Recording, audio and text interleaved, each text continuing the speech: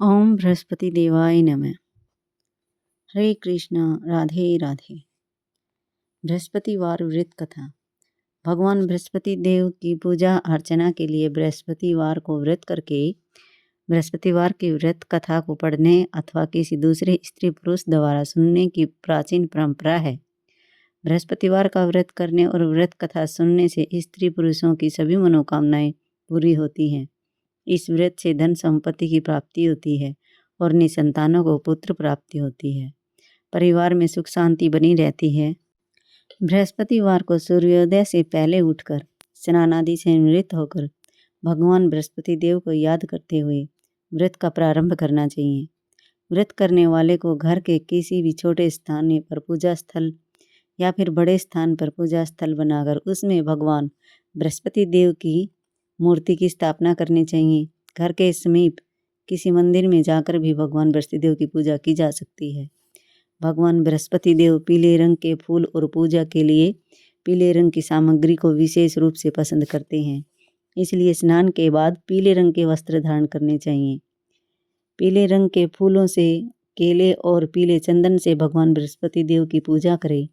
भोजन में चने की दाल, बेसन और दूसरे पीले रंग के खाद्य पदार्थों का ही सेवन करें। व्रत करने वाले पुरुष बृहस्पतिवार को दाढ़ी व सिर के बाल न कटाएं। पूजा के समय भगवान बृहस्पति देव से जो मनोकामना प्रकट की जाती है वह उस मनोकामना को अवश्य ही पूरी करते हैं। इस व्रत में व्रत कथा पढ़ने और स्मरण करने का भी विशेष महत्व है। प्राचीन समय की बात है। भारत में एक राजा राज्य करता था। वह बड़ा प्रतापी तथा दानी था। नित्य प्रति मंदिर में भगवत दर्शन करने के लिए जाता था। वह ब्राह्मण और गुरु की सेवा किया करता। उसके द्वार से कोई भी याचक निराश होकर नहीं लौटता था। वह प्रत्येक गुरुवार को व्रत रखता एवं पूजन करता। हर दिन गरीबों की सहायता करता, परंतु यह सब बातें उसकी रानी को अच्छी नहीं लगती थी। वह न व्रत करती और न ही किसी को एक भी पैसा दान में देती थी। वह राजा से भी ऐसा करने को मना किया करती थी, लेकिन राजा ऐसा नहीं करता था। एक समय की बात है कि राजा शिकार खेलने वन को चले गए। घर पर रानी और दासी थी। उसमें गुरु बृहस्पति साधु का रूप धारण कर राजा के दरवाजे पर भिक्षा मांगने आए। साधु ने रानी से भिक्षा मांगी तो वह कहने लगी, हे साधु महाराज, मैं इस दान और पुण्य से तंग आ गई हूँ। इस कार्य के लिए तो मेरे पति देव ही बहुत हैं। अब आप ऐसी कृपा करें कि सारा धन नष्ट हो जाए तथा मैं आराम से रह सकूं। साधु रूपी बृहस्पति ने कहा, हे देवी, तुम बड़ी ही विचित्र हो। संतान और धन से कोई दुखी नहीं होता है, इसको सभी चाहते हैं। पापी भी पुत्र और धन की इच्छा करता है। अगर तुम्हारे पास धन अधिक है तो भूखे मनुष्य को भोजन कराओ, प्याऊ लगवाओ, ब्राह्मणों को दान दो, धर्मशालाएं बनवाओ, कुआं, तालाब, बावड़ी, बाग, बगीचे आदि का निर्माण कराओ तथा निर्धनों की कुंवारी कन्याओं का विवाह कराओ। साथ ही यज्ञ आदि करो। इस प्रकार के कर्मों से आपके कुल का और आपका नाम परलोक में सार्थक होगा और तुम्हें भी स्वर्ग की प्राप्ति होगी। परंतु रानी साधु की इन बातों से खुश नहीं हुई। उसने कहा, हे साधु महाराज, मुझे ऐसे धन की आवश्यकता नहीं जिसको मैं अन्य लोगों को दान देती रहूं तथा जिसको रखने में और संभालने में ही मेरा सारा समय नष्ट हो जाए। साधु ने कहा, हे देवी, तुम्हारी यदि ऐसी ही इच्छा है तो जैसा मैं तुम्हें बताता हूँ तुम वैसा ही करना। बृहस्पतिवार के दिन घर आंगन को गोबर से लीपना, अपने केशों को पीली मिट्टी से धोना, केशों को धोते समय स्नान करना, राजा से कहना वह हजामत करवाए, भोजन में मांस मदिरा खाना, कपड़ा धोबी के यहाँ धुलने के लिए देना। इस प्रकार 7 बृहस्पतिवार करने से तुम्हारा सारा धन नष्ट हो जाएगा। यह कहकर साधु महाराज रूपी बृहस्पति देव अंतर्धान हो गए। रानी ने साधु के कहने के अनुसार 7 बृहस्पतिवार तक वैसा ही करने का विचार किया। साधु के बताए अनुसार कार्य करते हुए केवल 3 ही बृहस्पतिवार बीते थे कि उसकी समस्त धन संपत्ति नष्ट हो गई। भोजन के लिए दोनों समय परिवार तरसने लगा तथा सांसारिक भोगों से दुखी रहने लगा। तब राजा रानी से कहने लगा कि हे रानी, तुम यहाँ पर रहो, मैं दूसरे देश में जाकर कोई काम करता हूँ। मैं अब परदेश जा रहा हूँ, वहाँ कोई काम धंधा करूँगा, शायद हमारा भाग्य बदल जाए। ऐसा कहकर राजा परदेश चला गया। वहाँ पर जंगल से लकड़ी काट कर लाता और शहर में बेचता। इस तरह जीवन व्यतीत करने लगा। इधर राजा के बिना रानी और दासियाँ दुखी रहने लगी। किसी दिन भोजन मिलता और किसी दिन जल पी कर ही रह जाती।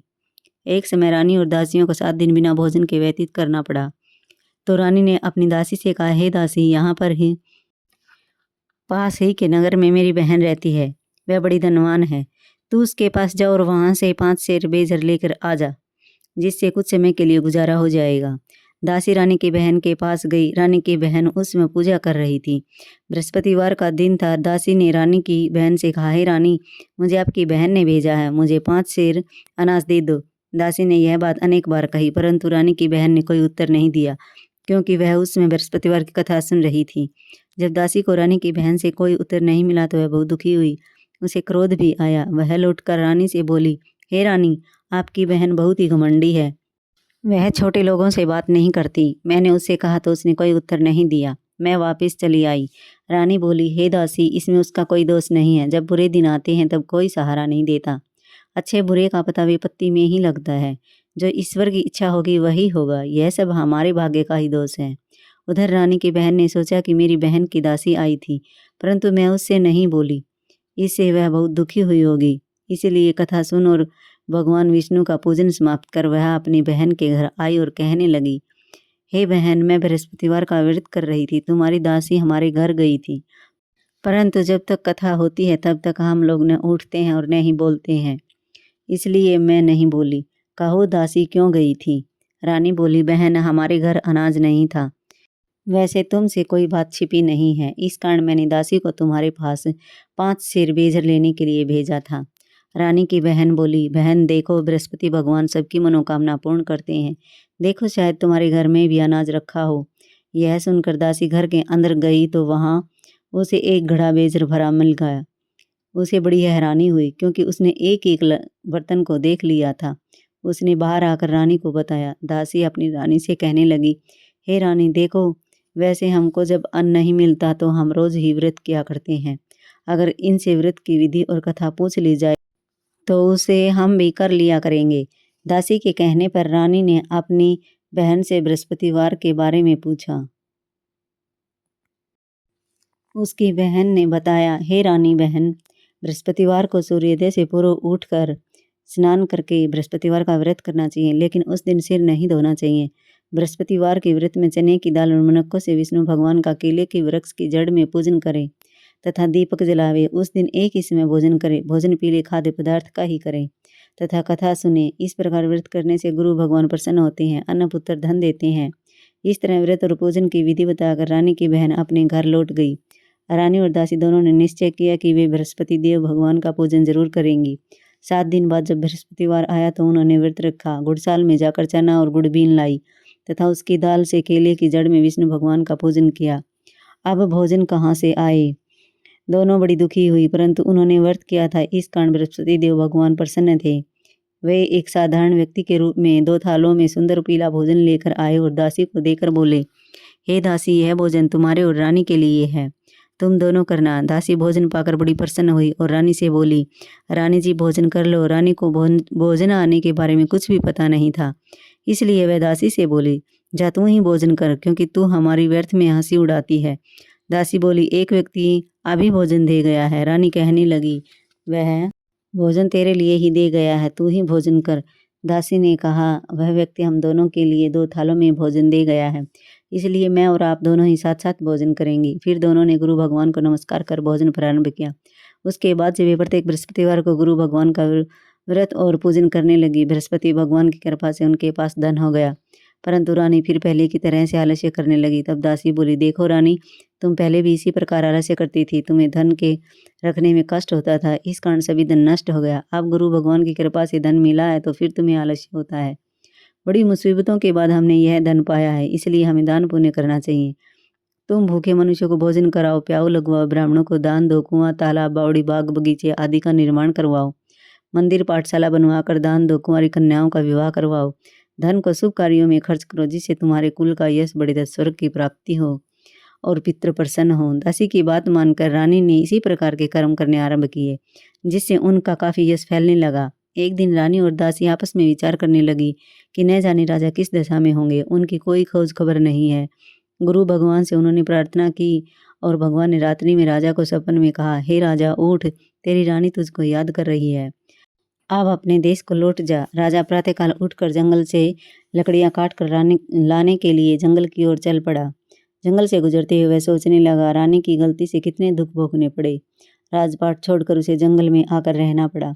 जंगल से लकड़ियां काटकर उन्हें बेचकर गुजारा करना पड़ा। उसी समय उस जंगल में बृहस्पति देव एक साधु का रूप धारण कर आए और राजा के पास आकर बोले, हे लकड़हारे, तुम इस सुनसान जंगल में किस चिंता में बैठे हो, मुझे बताओ। अंगूठी उठाकर तपस्या करने लगा। जल भर आया और उधर लपसी ने सवा सेर हलवा बनाकर भगवान को भोग लगाकर स्वयं खा लिया। इतना कहकर राजा ने इतने में नारद जी आए और दोनों को अपने पास महात्मा तो स्वभाव से ही दोनों दयालु पूछने होते लगे कि हैं। कौन वे बड़ा राजा से है। बोले, हे राजा, तुम्हारी नारद पत्नी जी ने तपसी से बृहस्पति कहा, देव के प्रति अंगूठी अपराध किया चुराने था, से जिसके तेरी कारण तपस्या तुम्हारी भंग यह हो दशा गई, हुई। इसलिए अब लपसी तुम बड़ा है। किसी प्रकार की चिंता तपसी मत कहने करो, लगा कि भगवान मुझे तुम्हें मेरी पहले से तपस्या अधिक का धन फल देंगे। कैसे मिलेगा। देखो, तुम्हारी नारद पत्नी ने जी बोले, बृहस्पतिवार का व्रत करना आरंभ कर दिया है।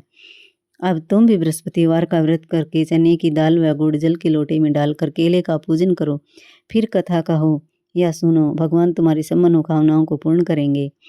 साधु को प्रसन्न देखकर राजा बोला, हे प्रभु, मुझे लकड़ी बेचकर इतना पैसा भी नहीं बचता जिसे भोजन करने के उपरांत मैं कुछ बचा सकूं। मैंने रात्रि में अपनी रानी को व्याकुल देखा है। मेरे पास कोई साधन नहीं जिससे मैं उनका समाचार जान सकूं। फिर मैं बृहस्पति देव की कौन सी कहानी कहूं या सुनूं, मुझको तो कुछ भी मालूम नहीं है। साधु ने कहा, हे राजा, तुम किसी बात की चिंता मत करो।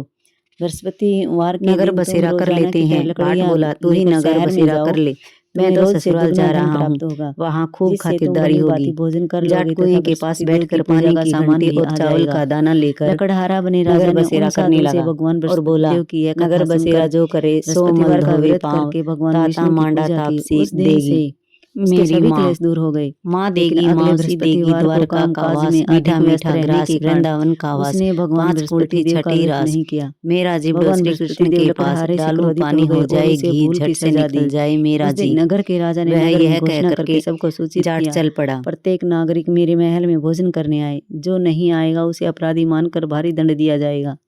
लकड़हारा बने राजा ने उस नगर के राजा की घोषणा सुनी तो लेकिन जंगल से लकड़ी काट कर लाने और बेचने में उन्हें देर हो जाने के कारण वह समय पर महल में भोजन नहीं करने जा सका। इसीलिए राजा के सैनिक लकड़हारे को पकड़कर महल में ले गए। राजा ने उसे महल के एक कक्ष में बैठाकर भोजन कराया। उस कक्ष में एक खूंटी पर रानी का सोने का हार लटका हुआ था। लकड़हारा अकेला उस कक्ष में भोजन कर रहा था। तभी उसने एक आश्चर्यजनक घटना घटती हुई देखी।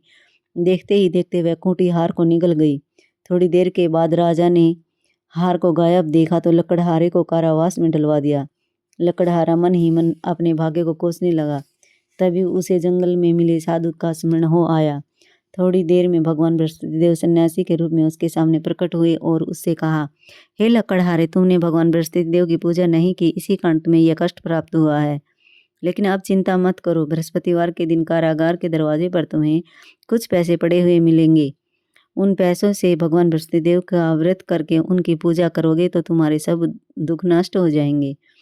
बृहस्पतिवार के दिन दरवाजे पर पड़े मिले पैसों से चने और गुड़ मंगवाकर लकड़हारे ने बृहस्पतिवार की कथा कही तो भगवान बृहस्पति देव ने प्रसन्न होकर उस नगर के राजा को स्वप्न में लकड़हारे को कारागार से मुक्त करने को कहा।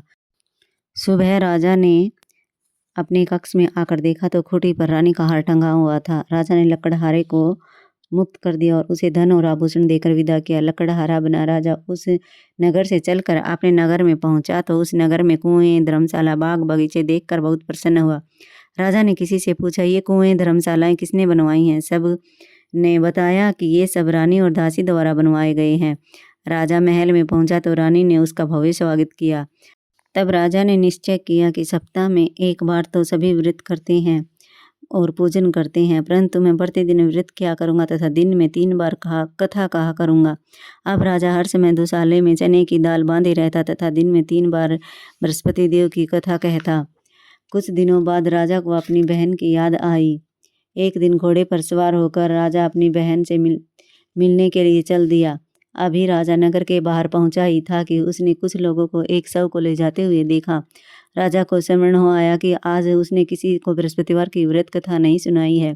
राजा ने उन लोगों को रोककर कहा, भाइयों, आप सारे नगर में जाने से पहले मुझसे बृहस्पतिवार की कथा सुन लो। कोई भी पियर और ससुराल लोगों ने खाते राजा जाते पर समय क्रोधित नगर होते हुए बसेरा कहा, तुम जरूर पागल करें। हो गए हो क्या?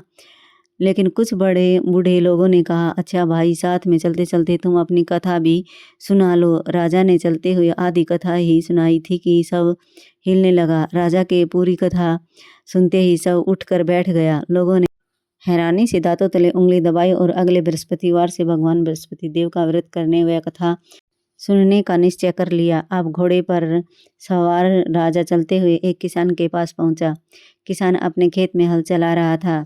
राजा ने कहा, अरे भाई, मुझसे बृहस्पतिवार की कथा सुन लो। किसान झुंझलाकर बोला, अरे भाई, देख नहीं रहे कि जितनी देर तक तुम्हारी कथा सुनूंगा उतनी देर में तो पूरे खेत में हल चला लूंगा। राजा निराश होकर चलने लगा। तभी किसान के बैल लड़खड़ाकर जमीन पर जा गिरे। किसान के पेट में भी जोर जोर से दर्द होने लगा। उस किसान की पत्नी जब खाना लेकर आई तो उसने किसान से इस बारे में पूछा। किसान ने घुड़सवार की पूरी कहानी सुनाई। किसान की पत्नी दौड़ती हुई राजा के पास पहुंचकर हाथ जोड़कर बोली, भैया, मैं तुम्हारी कथा सुनूंगी। राजा ने उसके साथ खेत पर पहुंचकर बृहस्पतिवार की कथा सुनाई। तभी बैल उठकर खड़े हो गए। किसान के पेट का दर्द भी तुरंत ही ठीक हो गया। राजा अपनी बहन के घर पहुंचा तो उसकी बहुत आव भगत हुई। अगले दिन सुबह उठकर राजा ने देखा घर के सभी लोग भोजन कर रहे हैं। किसी भूखे को बृहस्पतिवार की कथा सुनाए बिना राजा भोजन नहीं करता था। उसने बहन से कहा, बहन, क्या घर में कोई ऐसा व्यक्ति है जिसने अभी तक भोजन नहीं किया हो? उसकी बहन बोली, भैया, हमारे घर में तो क्या, आपको पूरे नगर में कोई ऐसा व्यक्ति नहीं मिलेगा जिसने सुबह सुबह भोजन नहीं किया हो। तब राजा ने बहन के घर से निकलकर उस नगर में बिना भोजन के एक व्यक्ति की तलाश की। एक गडरी के घर में उसका बेटा बीमार होने के कारण भूखा रह गया था। राजा ने उसको जाकर बृहस्पतिवार की कथा सुनाई। कथा सुनते सुनते गडरिये का बीमार बेटा बिल्कुल ठीक हो गया। सबने राजा की बहुत प्रशंसा की। एक दिन राजा ने अपनी बहन से कहा, बहन, अब हम अपने घर जाना चाहते हैं, तुम भी हमारे साथ चलो, कुछ दिन वहाँ रहकर लौट आना। राजा की बहन ने अपनी सास से पूछा तो सास ने ताने देते हुए कहा, बहू, मायके जाना हो तो जाओ, लेकिन मेरे पोतों को नहीं ले जाना। तुम्हारे भाई के कोई संतान नहीं है, कहीं तुम्हारी भाभी मेरे पोतों पर कोई जादू टोना न कर दे। दूसरे कक्ष में बहन की सास की बातें सुनकर राजा दुखी मन से अकेला ही अपने नगर को लौट आया। रानी ने राजा से कहा, आप तो अपनी बहन को साथ लाने की बात कहकर गए थे, फिर बहन को साथ क्यों नहीं लाए? तब राजा ने दुखी होते हुए कहा, रानी, हम निसंतान हैं, इसलिए कोई हमारे घर आना पसंद नहीं करता। रानी ने राजा को समझाया, हे प्राणनाथ, हमें बृहस्पति देव ने सब कुछ दिया है, अब भगवान बृहस्पति देव हमें संतान भी अवश्य ही देंगे। बृहस्पतिवार को विधिवत व्रत करते हुए राजा रानी ने भगवान बृहस्पति देव से संतान के लिए प्रार्थना की। कुछ दिनों के बाद उन्होंने स्वप्न में दर्शन देते हुए कहा, हे राजन, तेरी मनोकामना अवश्य पूरी होगी। एक सप्ताह बाद ही रानी गर्भवती हो गई। 10वें महीने रानी ने एक सुंदर पुत्र को जन्म दिया। राजा रानी जीवन पर्यंत बृहस्पतिवार का व्रत करते रहे। उनके घर में धन की वर्षा होती रही। इसी तरह आनंद पूर्वक जीवन यापन करते हुए राजा रानी भगवान बृहस्पति देव की अनुकंपा से मोक्ष को प्राप्त करके सीधे वैकुंठ धाम पहुंच गए। बृहस्पतिवार को विधिवत व्रत करके जो स्त्री पुरुष भगवान विष्णु की पूजा करते हैं, भगवान उनकी सभी मनोकामनाएं पूरी करते हैं।